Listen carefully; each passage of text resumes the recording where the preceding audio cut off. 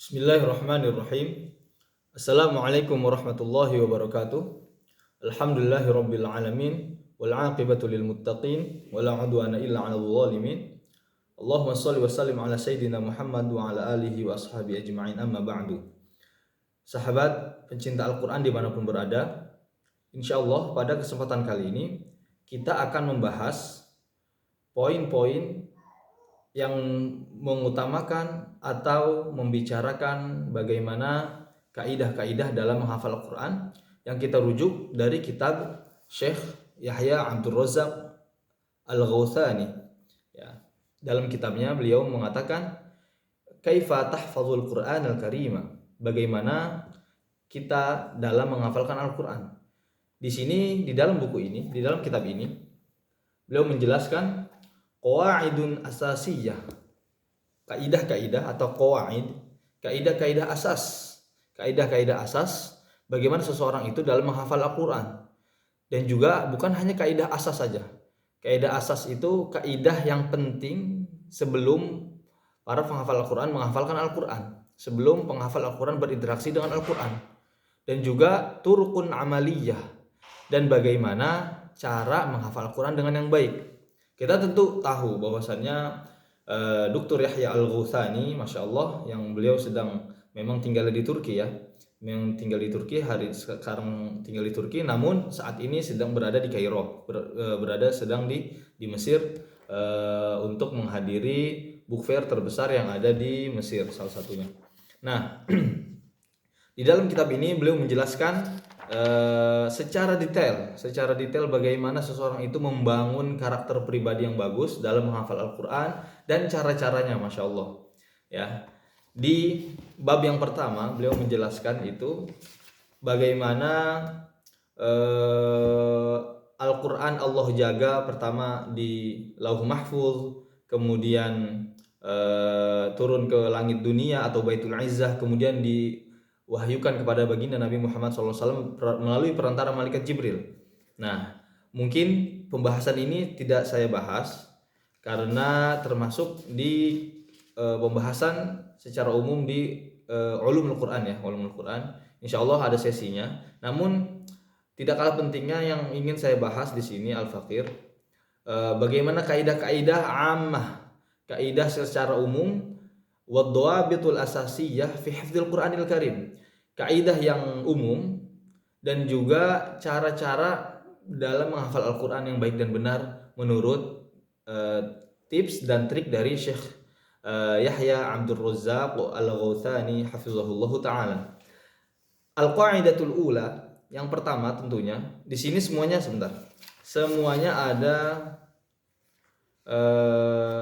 ada al-qaidah atas ya'tu asyrah, ada sampai 19 kaidah yang beliau paparkan dalam kitab beliau ini. Kemudian di bab yang ketiga itu cara-cara yang lain dalam menghafal Al-Quran.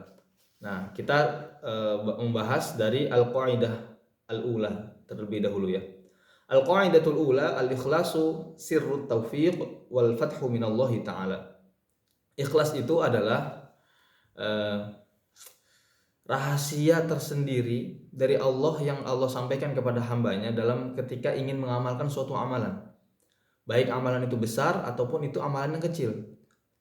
Kita tahu bahwasannya menghafal Al-Quran itu amalan yang sangat besar, fadilahnya sangat besar, keutamaannya sangat besar, dan juga bagaimana cara kita mendapatkan taufik, bimbingan dari Allah, dan fath minallahi ta'ala, dan dibukakannya pintu-pintu taufik dari Allah Ta'ala, kemudahan-kemudahan dalam menghafal, dan bagaimana kita bisa istiqomah dalam menghafal Quran. Pertama adalah kita buka Al-Qaidatul Ula di halaman yang ke-42. Qala al-muallif hafizahullahu ta'ala wa nafa'ana bihi wa bi'ulumihi fid dharain amin ya rabbal alamin. Al-ikhlasu sirrut taufiq wal fathi minallahi ta'ala. Ikhlasun niyyah. Pertama adalah beliau menyampaikan kaidah yang pertama adalah al-ikhlas fin niyyah atau al-ikhlasu an-niyah, ikhlasun niyyati, yaitu seseorang penghafal Quran seyogianya menghafalkan Al-Quran semata-mata hanya untuk mencari ridha Allah Ta'ala. Dilihat dari niatnya, niat kita dalam menghafal apa. Nah, kemudian beliau menjelaskan di sini wasidqu fi tawajjuhi ilallahi Ta'ala wal qasdul hasan, dan memiliki niat yang baik semata-mata hanya untuk mengharap ridha Allah, wal qasdul hasan, dan maksud yang baik, wal hifdzu li ajlillahi wa ibtigha'a mardatih, dan menghafal semata-mata hanya mengharap ridha Allah taala. Dzalika huwa sirrut taufiq fi masiratikal ilmiyah. Itulah taufik yang Allah berikan, rahasia taufik Allah yang berikan kepada hamba dalam menghafal, dalam mempelajari suatu ilmu seperti itu. Qala ta'ala, Allah Subhanahu wa taala berfirman dalam surah Az-Zumar, "Qul inni umirtu an a'budallaha mukhlishan lahuddin." Katakanlah, sesungguhnya aku diperintahkan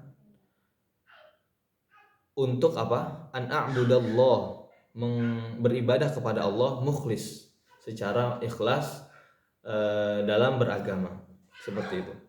Faman hafizal Qur'ana liyuqala anhu hafiz aw liyatafakhara bihi riya'an wa sum'atan fala ajrun lahu wala sawaba bal huwa asim. Nah, barang siapa yang menghafal Al-Qur'an untuk supaya dia dikatakan dia seorang hafizul Qur'an, atau liyatafakhar bihi, atau dia membangga-banggakan, saya ini penghafal Quran, saya ini penjaga kitab Allah dan lain-lainnya, dalam bisa jatuh kepada riya dan sum'ah, fala ajrun lahu, maka dia tidak akan mendapatkan pahala dari hafalannya itu, wala thawab, dan dia juga tidak mendapatkan ganjaran, bal huwa athim, namun bahkan dia malah mendapatkan dosa, wal'iyadzubillah. Nah, ini beliau menekankan di awal kaidah yang beliau sampaikan adalah an-niyah. Bagaimana niat kita ketika ingin berinteraksi dengan Al-Quran, yaitu hanya mengharap ridha Allah Ta'ala.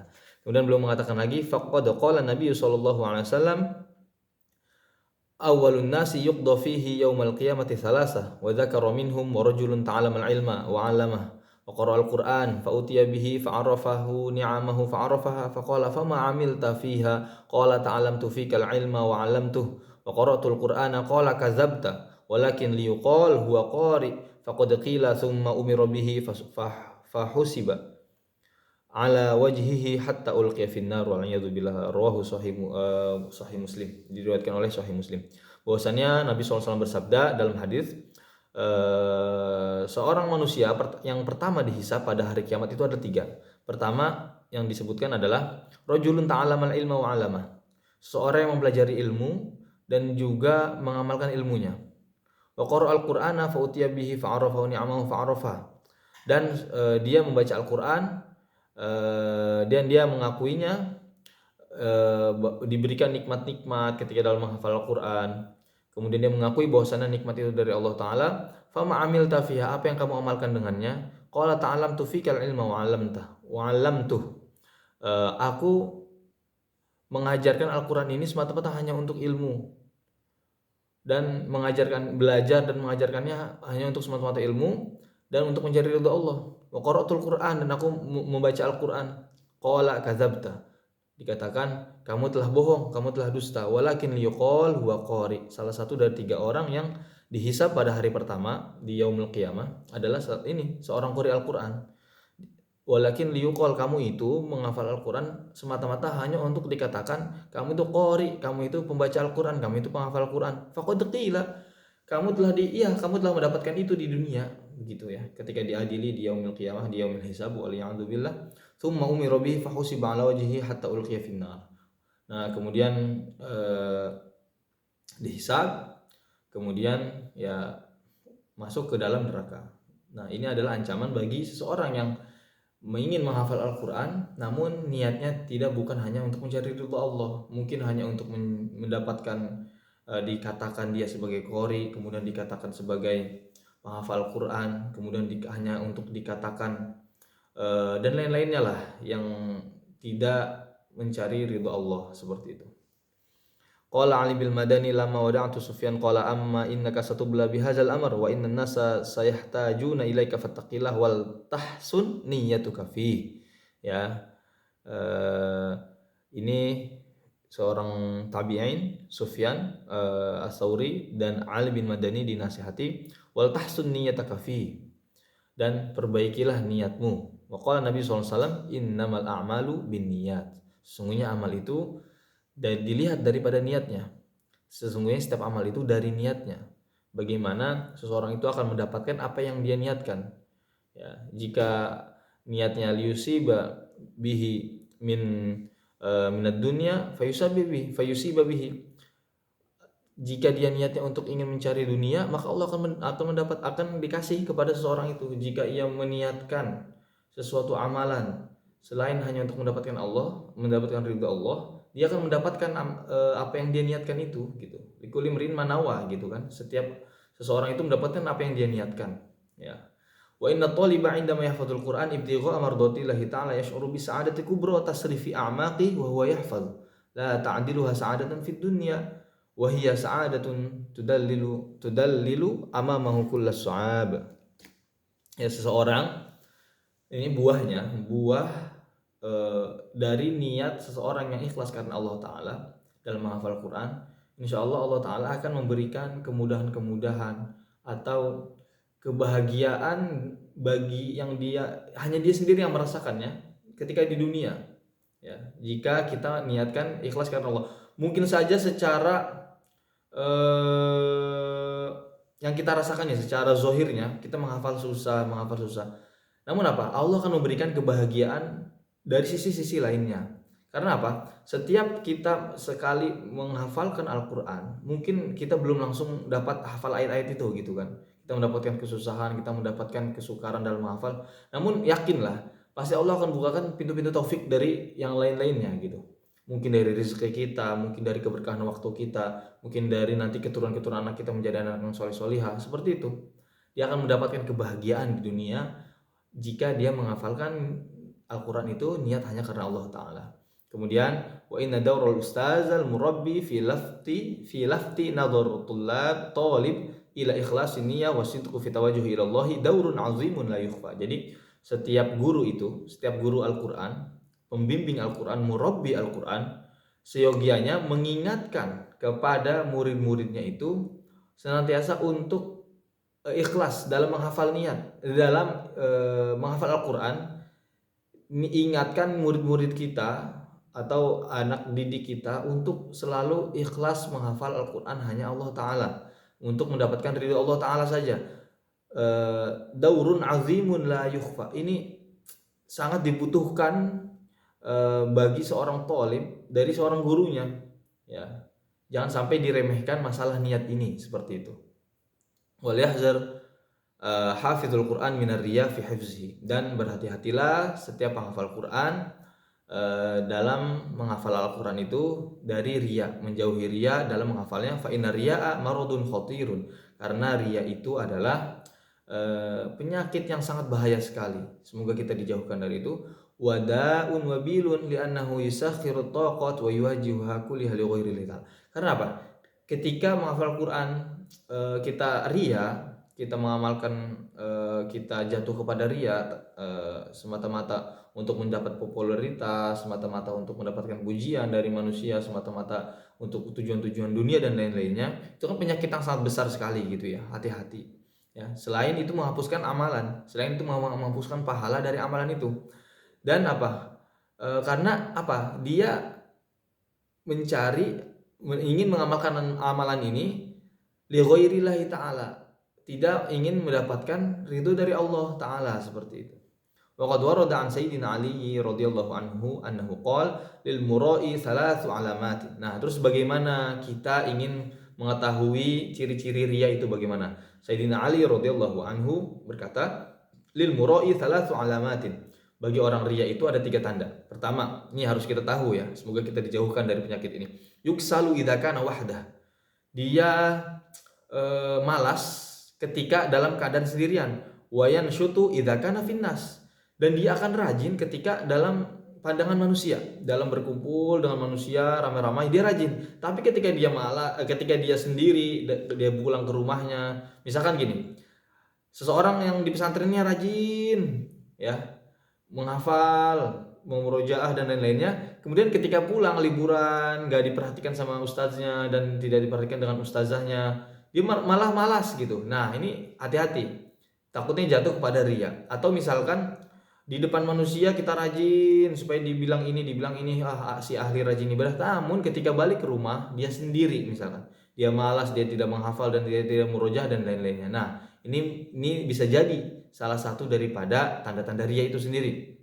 Yang ketiga apa ciri-cirinya? Wa yazidu fil amal idza athna alaih. Unzur Ihya Ulumuddin. Nah, ini disebutkan oleh Imam Ghazali loh ya. Oleh Imam Ghazali rahimahullah taala dalam kitabnya Ihya Ulumuddin. Yang ketiga apa? Dia menambahkan amalnya itu idza asna alaih, jika dia dipuji. Jika dia dipuji kebaikan-kebaikannya di hadapannya, dia giat amalnya.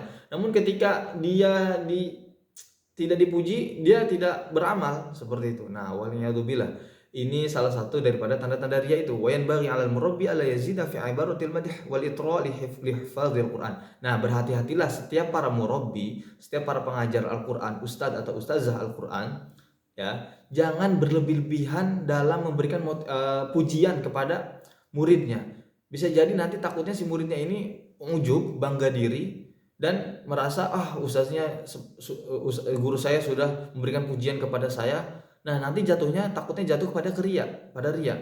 Hatta la yuqi'uhum fil ghurur, dan agar murid-murid kita itu tidak jatuh kepada ghurur, pada tipuan, ya, tipu daya setan, ya. Wa an yakuna madhuhu lahum ala sabili tasji', dan boleh saja kita memuji anak didik kita semata-mata hanya untuk memberi motivasi, sewajarnya saja, tidak boleh berlebihan. Wa tahfizu wa an yakuna biqadar, dan dengan kadar sesuai porsinya. Jadi misalkan ada murid kita yang memang dia menonjol di salah satu daripada murid-murid lainnya, boleh kita memberikan pujian, Masya Allah antum seperti ini, gini. Namun jangan sampai berlebihan, takutnya jatuh kepada ghurur, kepada riya dan lain-lainnya, dan kepada ujub, wal'iyadzubillah. Jadi kesimpulannya, pada kaidah pertama ini Syekh Yahya Al-Ghautsani mengatakan, yaitu seyogianya penghafal Quran, setiap ulama pasti memberikan motivasi niat, yaitu niat hanya ikhlas, hanya mengharap ridha Allah Ta'ala, ya. Semoga apa yang kita baca ini mendapatkan ridha dari Allah dan taufik dari Allah, bisa kita amalkan, dan insya Allah kita lanjutkan nanti kepada kaidah yang kedua, yaitu bagaimana seseorang itu bagusnya menghafal itu di usia muda, di usia tua, di usia senja, atau bagaimana ketika masih anak kecil, ketika masa balik, masa kanak-kanak, masa dewasa, masa remaja, atau ketika masa tua. Itu insya Allah dibahas oleh Syekh Yahya Al-Ghautsani dalam kitabnya ini, Kaifa Tahfadzul Qur'an Al-Karim, Qawaid Asasiyah wa Turuqun Amaliyah, ta'lif Ad-Doktor Yahya Al-Ghautsani. Ya, semoga apa yang kita pelajari bermanfaat dan mendapatkan ridho dari Allah Ta'ala. Semoga kita bisa mengamalkannya. Wallahu a'lam bishawab. Terima kasih yang telah menonton video ini. Semoga bisa diamalkan, dan juga semoga bisa kita ajarkan kembali agar mendapatkan amal jariah daripada Allah Subhanahu wa taala. Insyaallah kita ketemu kembali nanti di video selanjutnya. Terima kasih. Wassalamualaikum warahmatullahi wabarakatuh.